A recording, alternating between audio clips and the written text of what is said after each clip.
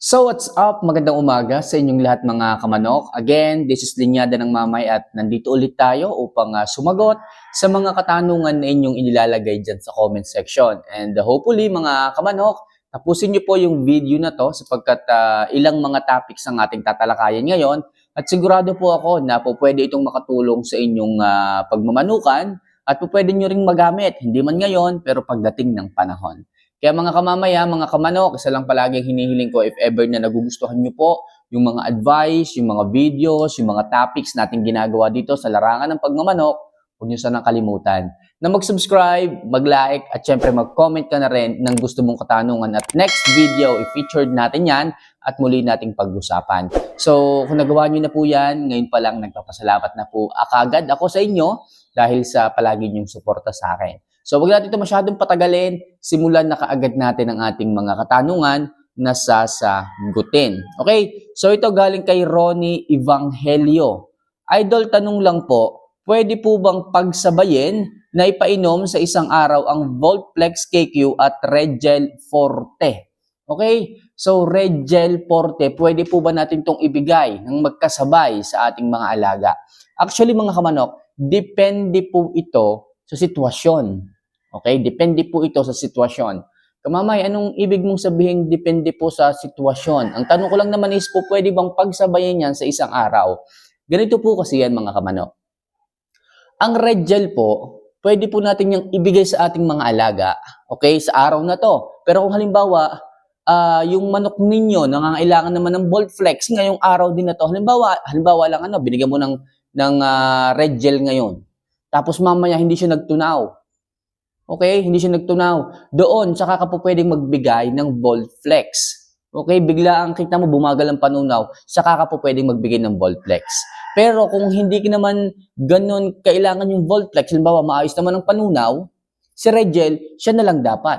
Okay? Kahit siya na lang sa mismong araw na yun, wag mo nang isabay si Voltflex. Ang sinasabi ko, depende po eh. Pero kung kinakailangan talaga si Voltflex, halimbawa, mamamasyal ka, tapos nagbigay ka ngayong araw na to. Ngayong araw ka mamamasyal, nagbigay ka rin ngayong araw ng Red Gel. Tapos mamaya na malapit ang pamamasyal, mabiglang bumagal ang panunaw. So kinakailangan mo si Voltflex. No choice ka kundi magbigay ng Voltflex.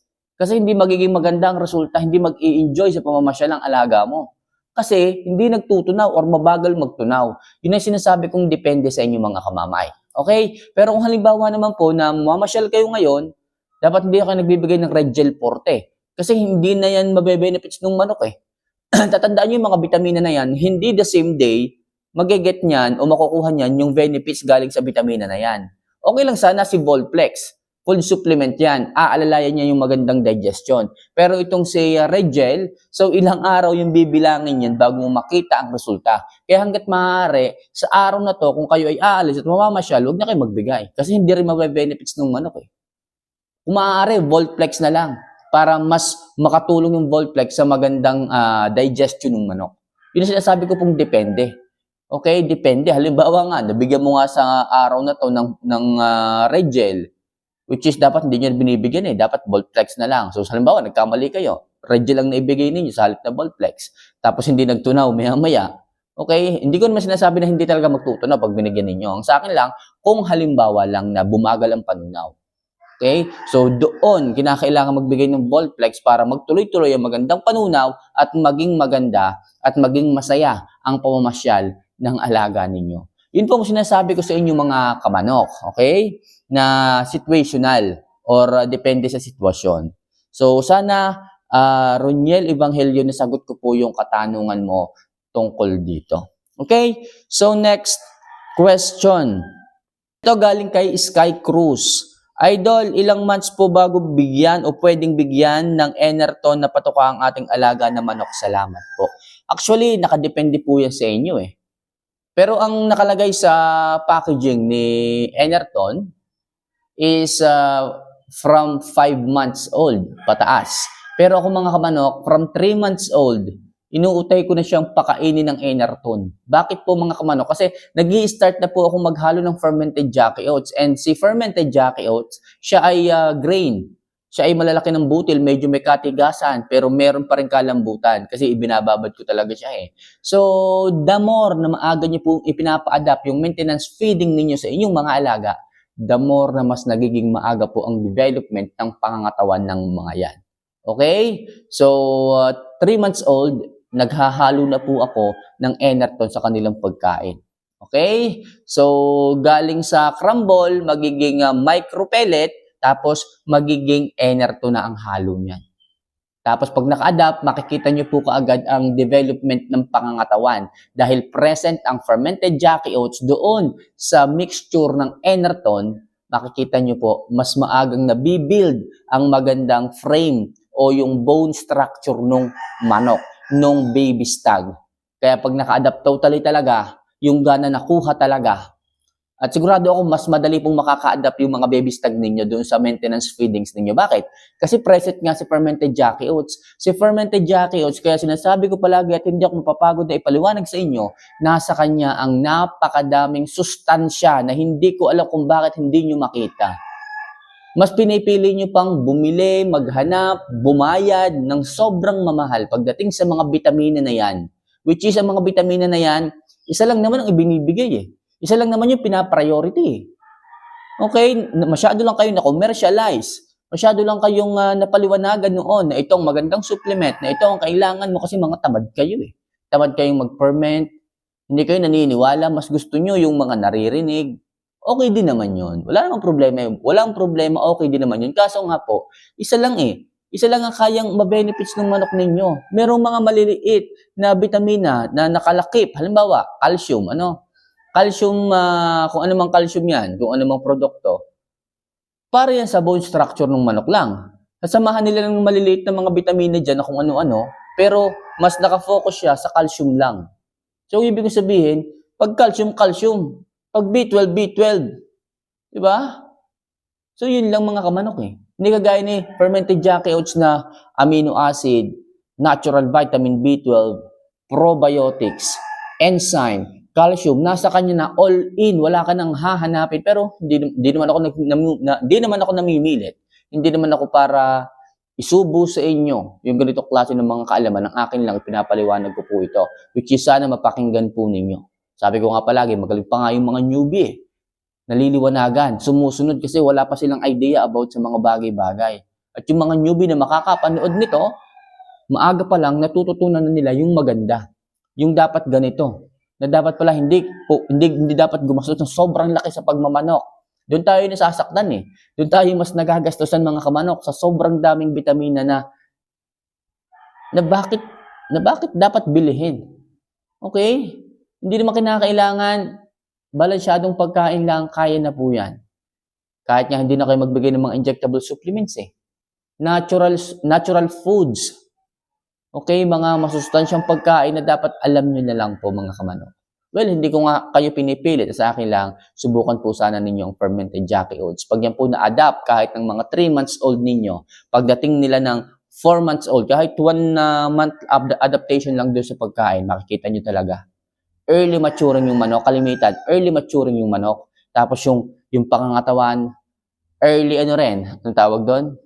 Early mature din yung katawan. Makikita nyo talaga yung hipo ng katawan, especially the bone structure at yung laman, yung muscle nung baby stag na yon, buo na kagad. Ikaw mo naman, baby stag ba to? Ganito ang katawan. Parang bata pa lang, na kagad, basag na kagad ang katawan. Yan ang sinasabi ko sa inyo mga kamanok. Kahit baby stag, maayos pa rin.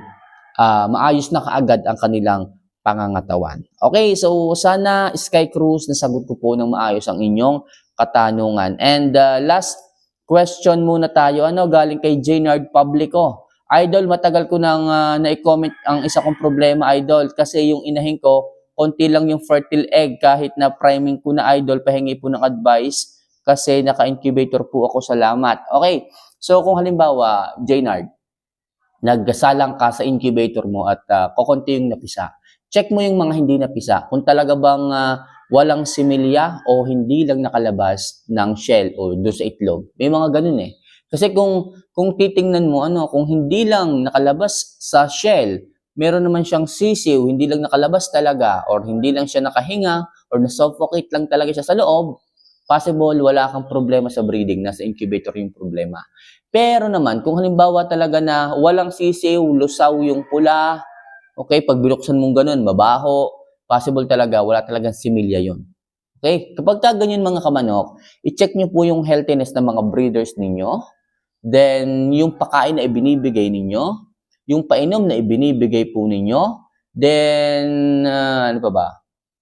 Yun lang. Tsaka yung mga itlog, kung papaano po kayo mag-keep ng mga itlog. Baka po kasi yung mga itlog ninyo over na po sa stocking. Halimbawa, yung itlog ninyo 30 eggs bago kayo magsalang. Kasi kung hindi niyo po nilalagay sa refrigerator yan, within 10 days, bumababa po yung hatchability rate o yung freshness ng itlog. Kaya kailangan dapat, pag po kayo is nagkikip ng itlog, ilagay niyo po sa chiller. O kahit saan, wag lang sa freezer, basta sa loob ng rep, balutan niyo po ng malinis na papel, maganda kong tissue. Wag dyaryo ha mga kamano, kasi yun po ay may mga printed na sulat, ink, yan po ay pumapasok sa loob ng itlog. Okay, kapag yan ay nakadikit sa kanya, pumapasok po sa loob, doon po nawawala yung mataas na pagkapisa. Possible, hindi po talaga mapipisa or masira po yung itlog na inyong inilagay sa rep. Lalo na kasi nagmo-moisture yan. Pag ang ink po sa dyaryo ay nag-moisture, possible, lumalin po yan sa itlog at ma-absorb po ng itlog at hindi po yan mapipisa. Nasubukan po yan ng tropa ko dati. Ballpen po ang ginamit niya ng pang-marking sa itlog. Isang tray, 30 pieces na itlog, napakaganda. Golden Boys, Gilmore, Dome. Ballpen ang kanyang ginamit, ang lalaki pa ng kanyang sulat. Ni isa wala talagang napisa eh. Ni isa wala talagang napisa. Kaya advice ko mga kamamaya sa pagkikip ng itlog at syempre sa paglalagay ng marking sa mga yan, gumamit lang kayo ng Crayola, lapis, mas safe na po tayo dyan. Wag po ballpen, wag po pentel pen hanggat maaari. Kasi bumababa po yung fertility rate niya. Okay? So, Jaynard Publico, sana nasagot ko ng maayos ang katanungan nyo o katanungan mo tungkol sa iyong mga itlog na hindi mapisa or hindi ganun kataas ang hatchability rate.